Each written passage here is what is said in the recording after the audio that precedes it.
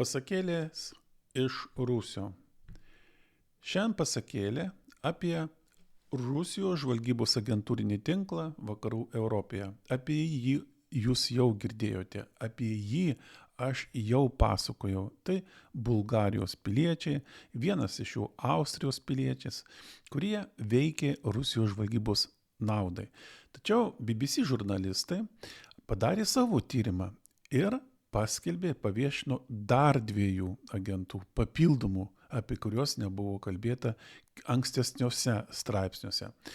Šie agentai yra parodyti nuotraukoje, kurią jūs matote mano laidos pradžioje.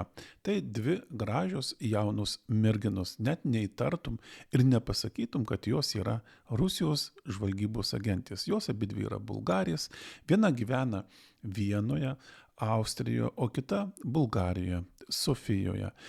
Ta, kuri gyvena Bulgarijoje, jinai dirbo oro uoste, jinai rinko informaciją apie skrydžius, objektų skrydžius, kur jie skrenda, su kuo skrenda, o taip pat padėdavo kitiems agentams atsisėsti skrydžio metu šalia to tyrimo objektų ir stebėti, kągi jisai žiūri savo internete, ką jisai skaito, kokius straipsnius ir kokius kodus, PIN kodus suvedinėja. Neva vieną kartą netgi užfiksavo ir nustatė, kokį PIN kodą suvedinėjo, o po to bandė pavogti iš jo tiesiogai arba iš jo namų mobilų telefoną. Taigi, šis agentūrinis tinklas yra paprastas ir ganėtinai efektyvus. Kad pradžioje išsiaiškinome, kodėl, pradėkime nuo šito agentūrinio tinklų struktūros. Taigi, aukščiausios šios struktūros, aukščiausioje vietoje stovi Rusijos žvalgyba. Jis yra Maskvoje, yra šio agentūrinio tinklo kuratorius, kuris prižiūri juos, kuris finansuoja ir kuris formuoja jiems užduotį. Jisai susitinka tik su rezidentu, ne su kitais agentais, ne su visais agentais, o susitinka su rezidentu. Šiuo atveju rezidentas tai yra ne agentas, tai yra aukštesnis lygio agentas, tai yra agentas, kuris valdo kitus agentus. Ir čia galime truputį sustoti, paaiškinti, kad rezidentus KGB daro ten, kur yra sunku prieiti ir nesaugu prieiti patiems būtent Rusijos žvalgybos operatyviniams darbuotojams. Tam, kad jų nepagautų, jie tada sukuria agentūrinį tinklą, tačiau agentūrinį tinklą valdo per kitą agentą. Tai tas agentas vadinamas rezidentas. Taigi, konkretus žvalgybos kuratorius, karininkas, etatinis darbuotojas turi tiesioginį kontaktą su agentu, kuris yra rezidentas. Šiuo atveju jisai sėdėjo taip pat Maskvoje, taip pat Rusijoje ir taip pat saugiai.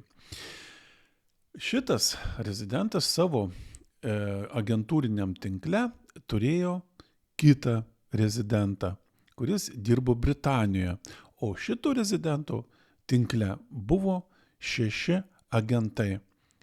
4 iš jų dirbo pačioj Didžiojoje Britanijoje, jie važinėjo po vakarų Europą, sekė tyrimo objektus, o 2 iš jų, kaip ir sakiau, vienas sėdėjo ir gyveno Vienoje, o kitas sėdėjo ir gyveno Bulgarijoje. Tas rezidentas, kuris dirbo Britanijoje, jisai sakė, kad jisai turi keletą agentūrinių tinklų. Jis valdo ne vieną agentūrinį tinklą, bet keletą. Daugiausiai iš jų jis turi Bulgarijoje. Kiek tai teisybės yra, neaišku, bet mes tikrai žinome tai, kad jau agentūrinėme tinkle yra kaip minimum, jeigu skaičiuosime su rezidentais, tai yra 6, 7, 8, 9 žmonės. Jie veikia vakarų Europoje. Taigi, kaip sakiau, yra kuratorius aukščiausiam lygi, kuris kuruoja ir užduotis formuoja, gauna ataskaitas, gauna rezultatus, vertina, analizuoja, diskutuoja, sprendžia su tuo rezidentu, ką daryti, kaip toliau, finansuoja, tiesiogiai susitinka ir taip toliau ir panašiai. Toliau yra rezidentas, kuris kontaktuoja su kitu rezidentu, kuris yra Britanijoje. Tie kontaktai dažniausiai vyksta, kaip dabar yra sakoma, labai populiari Signal programa, netgi Amerikos svarbiausi valstybės žmonės ją naudojasi ir kalba, ir vartoja, ir naudoja tenais, atskleidžia pačią slapčiausią informaciją apie būsimą karinę operaciją. Taip rašo spauda, nežinau kaip ten yra iš tikrųjų, bet matyti ir tiesybės tame yra. Taigi, jie naudoja Signal programą, jie naudoja Telegram programą ir kitas tam, kad jų nesusektų. Ir kartas nuo karto susitinka tiesiogiai, kokioj nors trečioj šaly, kur yra saugu, kur nėra jokio pavojaus, kad juos suseks, pamatys ir kas nors įtars. Taigi, tas rezidentas Britanijoje turi savo agentus, kurie gyvena Britanijoje, užsiima kažkokiais tai verslais, trumpais, arba dirba kažkur tai. Ir dar jisai turi agentų kitose ES šalyse. Taigi, agentūrinis tinklas susidaro štai toksai. Kokią veiklą vykdė tas agentūrinis tinklas, apie kurį aš kalbu ir apie kurį parašė BBC žurnalistai? Tai pirmas dalykas, jie sekė asmenis. Jie stebėjo namus, stebėjo jų darbovietės, jie aiškinosi, ką jie veikia, pavyzdžiui, poilsio dienomis, į kokius poilsio namus arba kur išvažiuoja, kokius viešbučius apsistoja, kokias vietas lanko. Pavyzdžiui, stebi tai, kad rytais, kada išeina iš namų, gal bėgioja rytais, reiškia, kokiu maršrutu bėgioja, kelintą valandą išeina bėgioti, kiek laiko bėgioja ir taip toliau ir panašiai. Visa šita informacija yra įdomi. Jie fotografavo namus, kuriuose gyvena, ten jų tyrimo objektai, darbovietų pastatus, kurie yra, restoranus, kuriuose lankosi, filmavo tos restoranus, nustatinėjo jų judėjimo maršrutus. Taigi, dėl sekimo sekė asmenis. Toliau jie organizavo ir galvojo, kaip reikėtų nužudyti vieną ar kitą tyrimo objektą, o jie buvo numatę nužudyti 2 objektus, arba pagrobti ir perduoti juos didžiai, kaip jie sako patys, Rusijai. Taigi apie žudynės iš pradžių jau aš apie tai kalbėjau, bet dar priminsiu apie tai, kad pasiūlymą tam savo rezidentui, kuris sėdėjo Maskvoje, siūlė daryti tai, kad reikėtų jį nužudyti, padaryti tai, kad jisai žuvo netyčia, mirė duše, paslydo, susitrenkė galvą ir mirė. Bet tas, kuris sėdi Maskvoje, pasikalbėjo su savo kuratoriumi, pasakė, ne, tai nebus dramatiška. Tai turi būti pamoka visiems kitiems.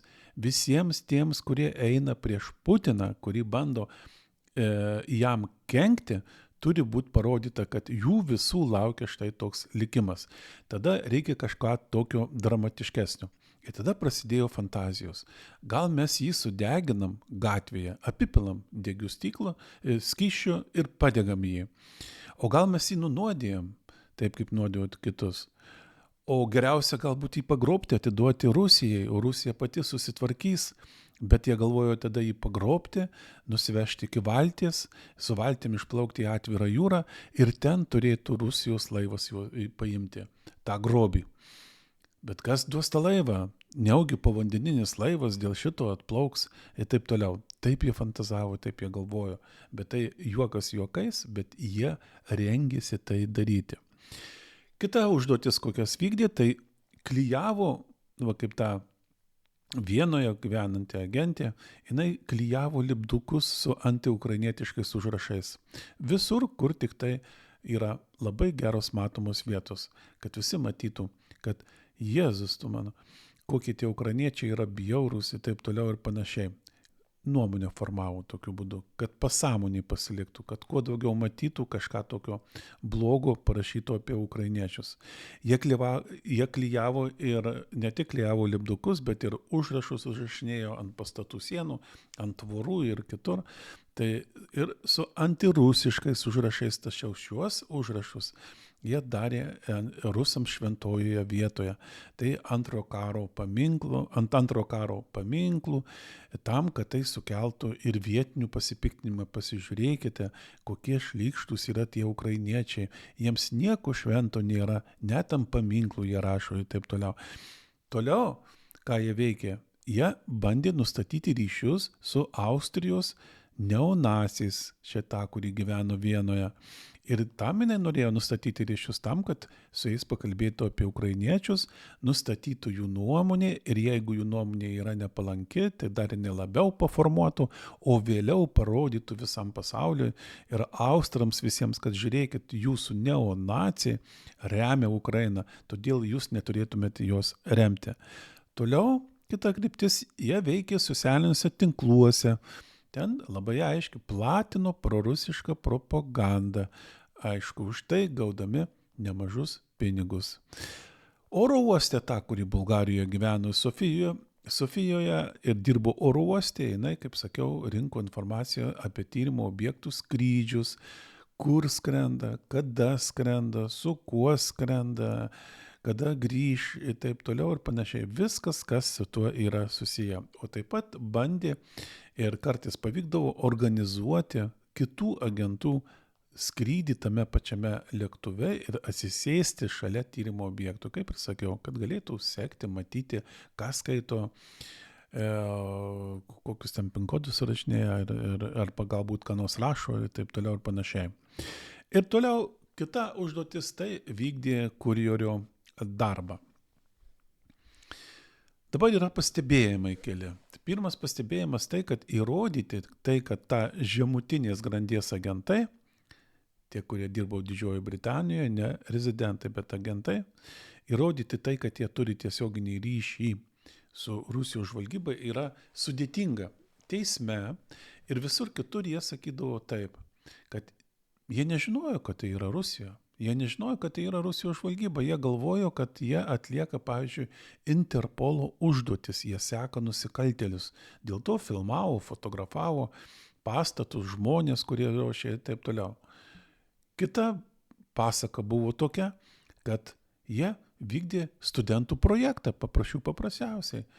Kitas jų pažįstamas paprašė ir nieko čia blogo nematė ir dar žadėjo už tai sumokėti gana nemažai, neblogai, arba vakarienę pastatyti, balių padaryti, arba sumokėti kažkokį tai atlygį. Todėl jie ir darė. O kur čia Rusijos žvalgyba? Niekaip jūs man jos nepripaišysit. Taip jie sakė teismuose ir taip sakys visi kiti, kurie įklius. Kitas pastebėjimas yra tai, kad tie, kurie yra žemutinėje eilėje, agentai, va kaip tos gražios moterys, kurios yra mano viršelėje pradžioje, tai jas užverbuoti yra be galo lengva. Netgi galime per socialinius tinklus, bet per jų pažįstamus, jas užverbavo tie patys bulgarai, kurie dirba Didžiojoje Britanijoje, bulgarės tos, kurios jau dabar pripažintos kaltos teisme ir jos turėjo kontaktų ir jos užverbavo. Paprasčiausiai ateina, kalbasi, šnekasi, išgerinėja ir pasiūlo darbą. Papildomai prie tavo gaunamų pajamų, ypatingų kažko tai daryti nereikia, sudėtingumo jokio nėra, patirties žinių taip pat nereikia, aparatūrą tau duosim kokią reikia ir tu davai eik ir žiūrėk. Ten stebėk 2-3 valandas vienas objektą, stebėk kitą, nufotografuok tą objektą, nuneš priklijuok 20 lipdukų ten ir taip toliau ir panašiai. Lengva, paprasta, o pinigai geri arba grinais, arba kriptovaliuta, tam, kad nesusektų to tikrojo užsakovo. Taigi, užverbuoti yra paprasta, lengva, todėl, kad žmogus nebijo, todėl, kad žmogus nekontaktuoja tiesiogiai su Rusijos žvalgu, todėl, kad jisai to žvalgo net nemato. Jis galvoja, kad čia nieko tokio ypatingo blogo ir nedaro, nes niekas jam nesako, kad galutinis jo darbo rezultatas yra susijęs su žmogaus nužudymu arba pagrobimu. Taigi, kokie buvo šio agentūrinio tinklo objektai, tyrimo objektai. Ir matyti tokie patys objektai yra ir visų kitų agentūrinių tinklų, kurie veikia Vakarų Europoje, Rusijos agentūrinių tinklų. Tai politikai, valdininkai, verslininkai, žurnalistai, kurie remia Ukrainą ir kurie aršiai kritikuoja Rusijos politiką. Visi jie tampa tyrimo objektais. Taip pat, aišku, čia reikėtų pridėti tai, kad Rusijos opozicija, visada Rusijos opozicija buvo slaptųjų tarnybų Rusijos taikiniais, taip ir pasilieka dabar. Jie taip pat buvo sekami. Kas gali tapti tais agentais? Bet kuris iš jūsų gali tapti tas agentas, o kai kurie galbūt ir yra jau tapę, bet apie tai net nežino. Jau kada gauna kažkokį tai prašymą, kad už kokį 200 eurų nuvažiuotų ir nufotografuotų kažkokį tai objektą, kuris nieko ypatingo tenais netrodo ir nieko ypatingo visiškai pavojaus nekelia, tai turėtų kilti iš karto įtarimas. O kodėl? Kada gauna užsakymų kažkokį tai padaryti darbą, kuris nėra nelabai suprantamas, o kam jis darbą, o prie ko šitą darbą, bet už tai pasiūloma nemenka pinigų suma, 400-500 eurų. Tai nesunku padarė ir gavai, bet reikia iš karto įtarti, kad tai tikriausiai už to viso stovi žvalgyba, Rusijos žvalgyba. Ir visa tą prie ko gali privesti. Jūs padarysite vieną darbą, jūs padarysite antrą darbą, po to jūs nedarysite jokio darbo, bet praeis mėnesis, 2, kas nors, ką nors, kur nors nužudys, pagrobs, taip toliau, prasidės tyrimas, aiškinimasis, ar ten susprogdins kažką tai. Ir kada aiškinsis, galų gale ateis pagal nuotraukas jūsų darytas, pagal vaizdo įrašus darytus, ateis ir iki jūsų ir pripaišys jums bendradarbiavimą. Ir tada bus labai rimtos problemos. Todėl nekaltas draugelio prašymas gali virsti jums gyvenimo tragediją. Ir man taip pat, kodėl aš šiandien įvardiju jums visiems mums. Todėl turime būti labai atidus ir įtarus, ypatingai šiais laikais. Ačiū uždėmesi.